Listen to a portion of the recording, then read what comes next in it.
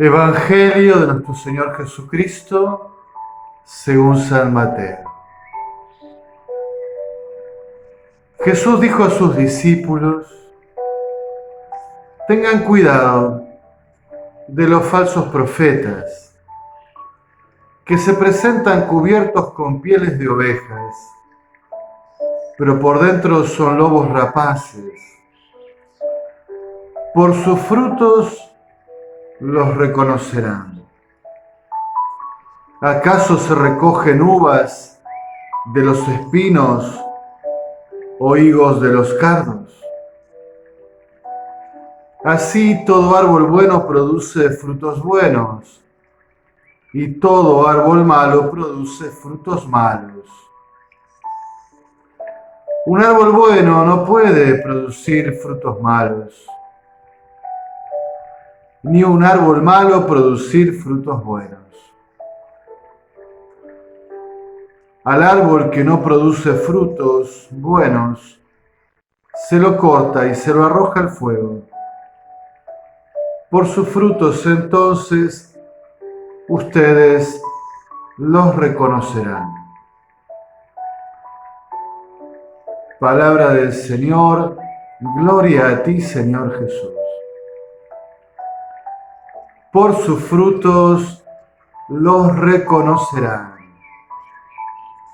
Famosa y simple máxima de discernimiento que nos presenta el Señor Jesús.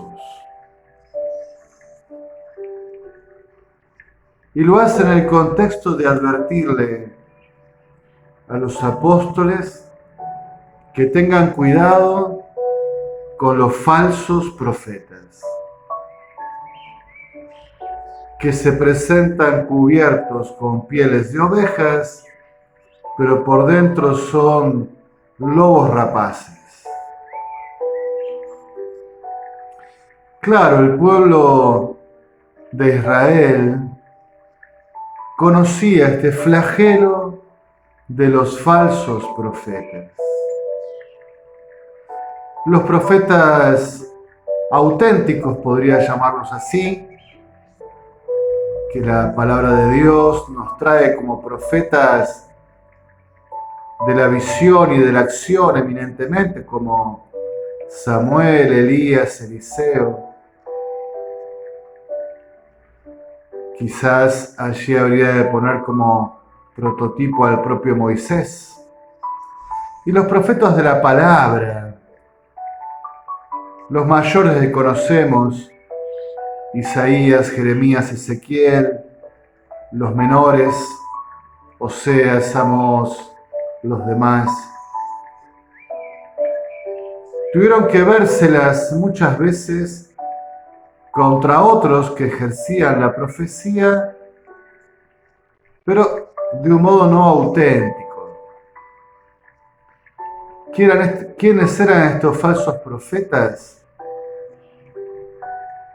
Mercenarios de la palabra, por así decirlo. Eran profesionales al mejor postor. Eran profetas de corte que validaban la autoridad del rey y todas sus decisiones,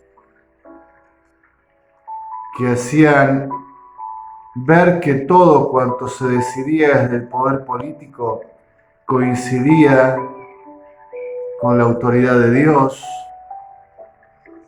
o que bendecían o maldecían ejércitos frente a la batalla por la paga, y que muchos de ellos, diciendo lo que Dios no quería y oponiéndose a la palabra auténtica, entraban en confrontación con los profetas auténticos.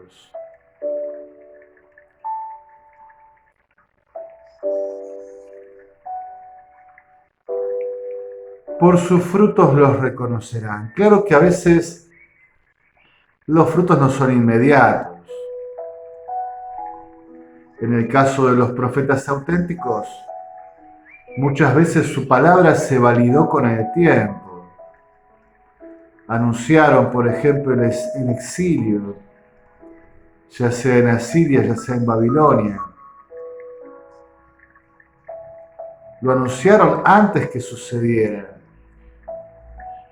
Y después de su propia muerte, la palabra anunciada fue validada por los hechos.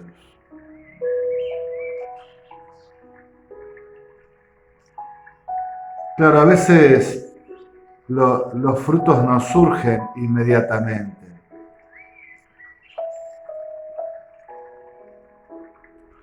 Pienso, por ejemplo, rápidamente en San Charles de Foucault, allí con su vida escondida de Nazaret en el desierto, queriendo fundar una familia consagrada.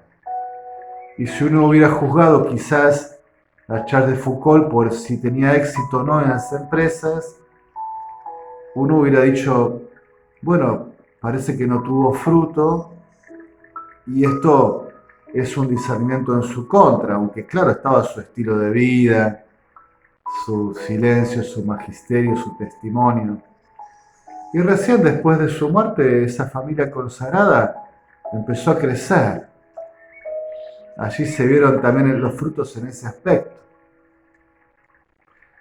Por lo tanto, a veces los frutos no surgen inmediatamente, hay que esperar el tiempo de Dios y corroborar con paciencia los frutos buenos que van surgiendo.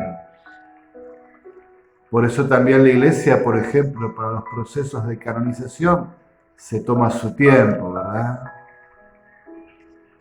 Para que la siembra pueda dar fruto y uno por el fruto pueda constatar, por ejemplo, la santidad de esa persona, en sus virtudes heroicas, en la devoción que produce en el pueblo de Dios, en los milagros que atestigua su intercesión.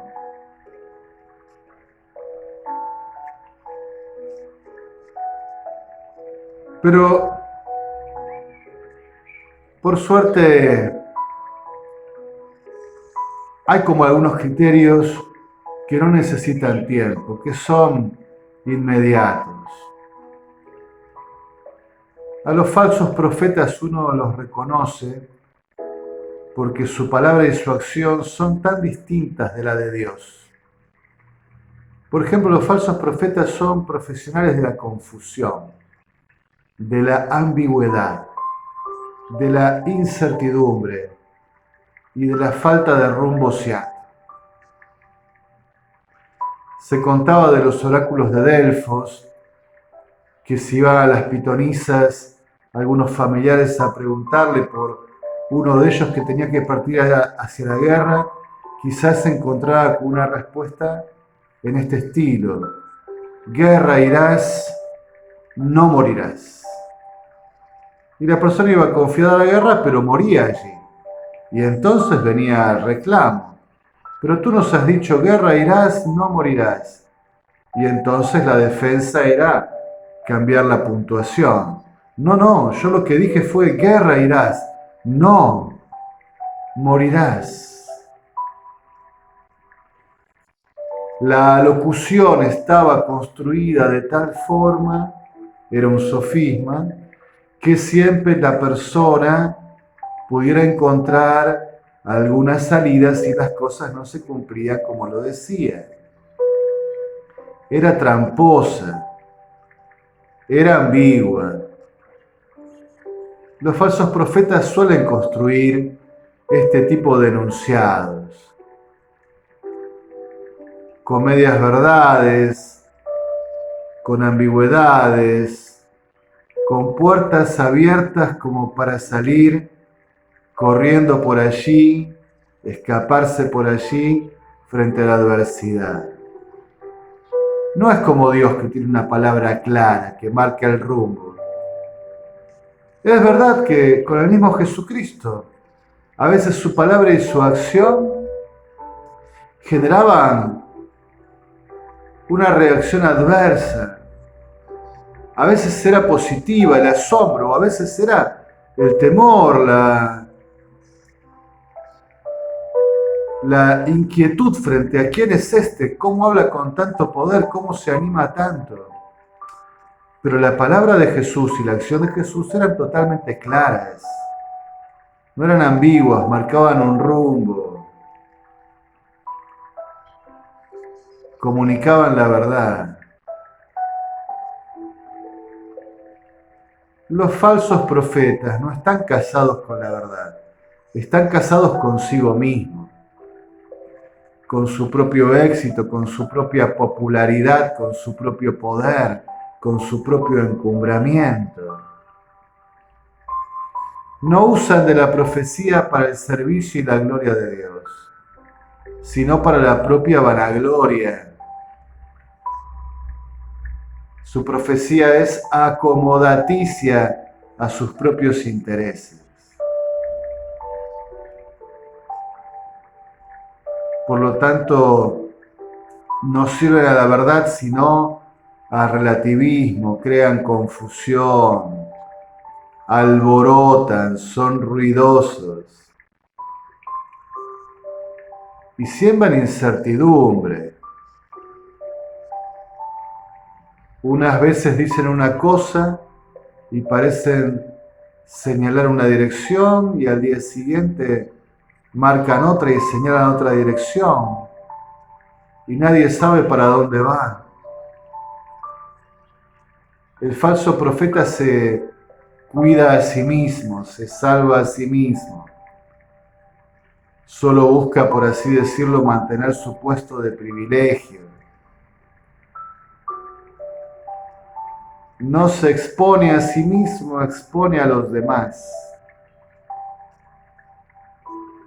Los falsos profetas, como no conocen la verdad, tampoco conocen la caridad y no son capaces del martirio. En todo caso, tendrán fusibles, como se dice, ¿no? Tendrán a quien echarle la culpa, buscarán chivos expiatorios. Elaborarán complejos argumentos, conspiracionistas, los que fuese, para decir que la culpa es de otros, siempre es de otros. Los falsos profetas no tienen responsabilidad personal. Evaden la responsabilidad personal.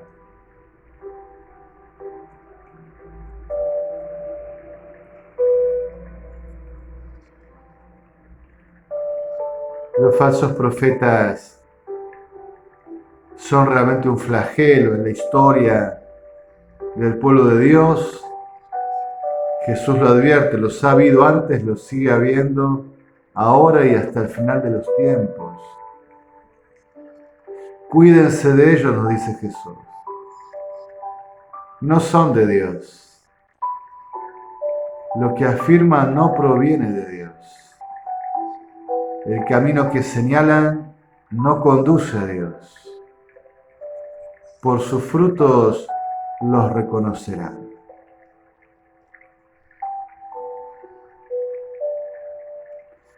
La Iglesia en este sentido tuvo siempre una clara clave de discernimiento, el cultivo de la tradición. Es decir, lo que la Iglesia ha recibido por revelación a través de los apóstoles y que el Espíritu Santo sigue manteniendo vivo y haciendo crecer. Y entonces la tradición crece en cuanto se profundiza, se ahonda el misterio, se crece en la valoración, en la ponderación del tesoro que ha sido recibido, pero la tradición crece en el mismo rumbo original, en el que le dio Dios. La tradición no rompe con sí misma, no se opone a sí misma. Las raíces, el tronco, el follaje, los frutos, la continuidad del mismo árbol de la sagrada tradición de la Iglesia.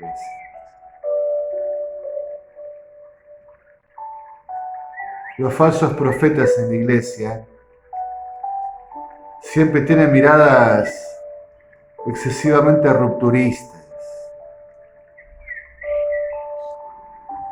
perspectivas mesiánicas, quieren que todo empiece desde ellos mismos, refundarlo todo, recomenzarlo todo, un antes y después centrado en su propia persona. Falsos profetas. Por sus frutos los reconocerán, nos dice Jesús. En alabanza y gloria de la Santísima Trinidad.